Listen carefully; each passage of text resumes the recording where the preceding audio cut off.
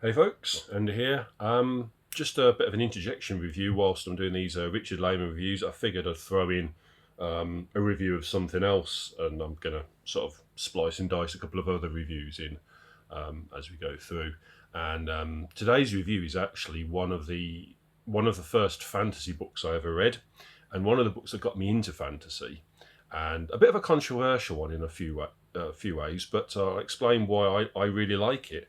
And in fact, I've gone from liking to loving it, and that is the 1977 classic, The Sword of Shannara, or rather, The Sword of Shannara. Apparently, I've been pronouncing it wrong all these years, by Terry Brooks.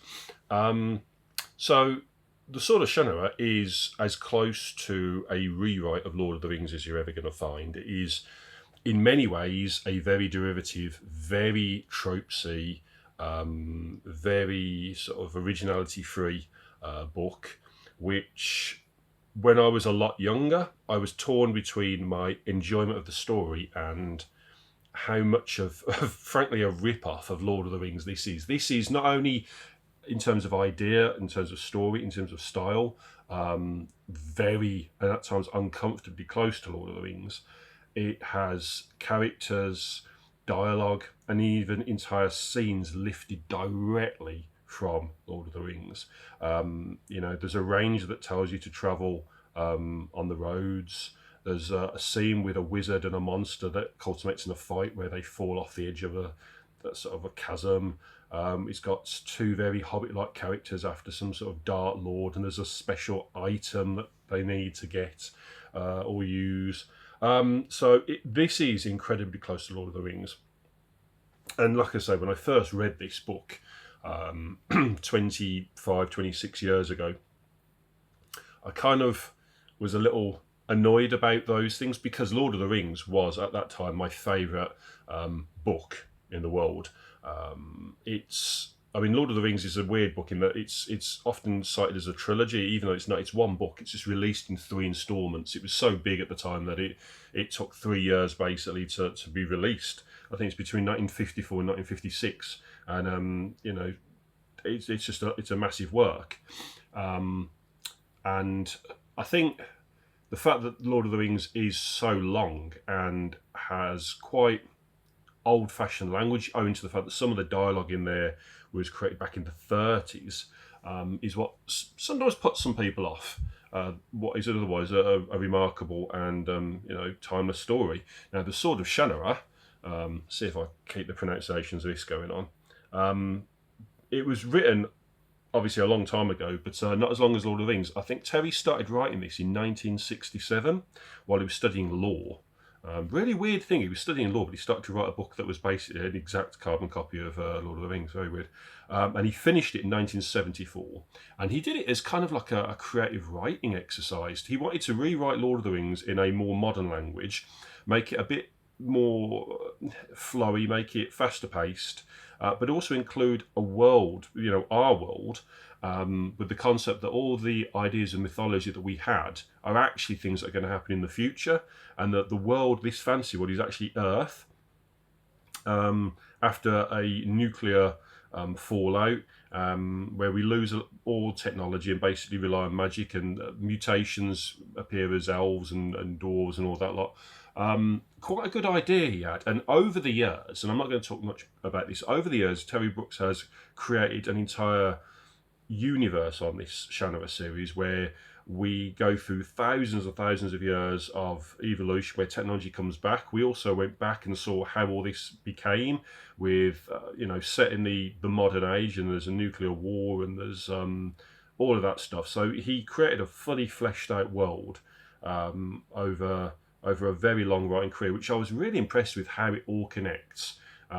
It's very well done, even though he's often dismissed as being a bit simple, and he does rewrite a lot of the same stories a lot. He has created a world in which anyone can really enjoy. These are universally approachable books, but Sword of Shannara is really the one that started it all. And I think if you read this as a Lord of the Rings rip-off, you're going to have a bad time. You're going to be irritated with it, and you're not going to enjoy it for what it is. Because, like I say, when he finished writing this in 1974, he submitted it to all these publishers, and the Del Reys were the ones that picked it up. In 1977, they published it, and they saw dollar signs. They clearly did. But for Terry, this was a chance to then capitalise on what he'd created and a universe he'd started, and then write far more original books, or at least books that were less derivative of the Lord of the Rings tropes. I mean, the Old Stones of Shannara, which came out 5 years later, is one of my top 10 favourite fantasy books of all time, just because of how enjoyable and admittedly tropesy adventure it is, and how wonderfully bittersweet that ending is. It's something that stuck with me all this time as one of the most sort of devastating and yet at the same time kind of necessary endings in a fantasy book. I absolutely loved it, and it was better than any of these really sort of dark, grim stories that a lot of more modern fantasy writers tend to write. It was just fun. But the Sword of Shannara is a book which I've rediscovered, re-picked up, and I really do love it. I love it for the fact that it does focus on Earth, and there are semblance of I was going to say remains there, and some semblance of the old Earth. There's a bit in which our main characters encounter a bit of machinery, technology that's still active, and comes across as this possessed demonic entity. There are fragments of the world that was once known in between this new overgrown lush world, which are quite telling. I mean, anybody who's played the Horizon series on the PlayStation, there's similarities to that there in terms of technology in a sort of in a fantasy sort of world, and it really works. It is also much faster paced than Lord of the Rings. There's none of the songs, there's none of the slog. This is still a big book, you know. It's around 700 odd pages long. It's a long novel. I think this is actually the longest thing that Brooks ever wrote, and considering it took him 7 years, I'm not surprised. But it's not long by modern epic fantasy. You compare this to something like the Malazan series, you know, you'll breeze through it. But it's a big singular book, but it isn't overwhelmingly big. It doesn't contain any of the filler elements that Lord of the Rings does. And the language, you know, because this was predominantly a 70s book, it's far more modern. You know, it feels, whilst it's tropes and quite great, it just feels a lot more modern. But it also is free of a lot of the... I mean, in today's society with fantasy, we've got everything's like anti-fantasy. Everything has to be sort of violent and sort of grim and dark. You know, we're living in a world where, you know, Game of Thrones and The Witcher and stuff, those sort of fantasy worlds are very sort of anti... I mean, I like them. I'm not saying I don't like them. This isn't a knock on those things at all. But it's like they're all really grim and dark, and there's not an awful lot of joy or mystique or wonder in those worlds. It's just people trying to survive.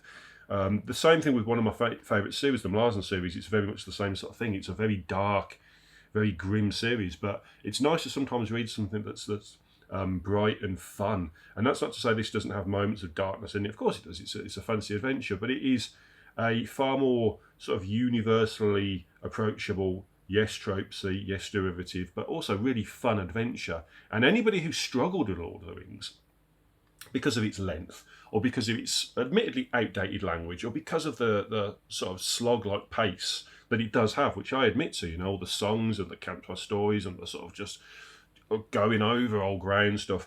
I think the Sword of Shannara may be the book that you envisioned Lord of the Rings to be. There's a lot, especially a lot of newer readers, might find Lord of the Rings just hard to approach for whatever reason.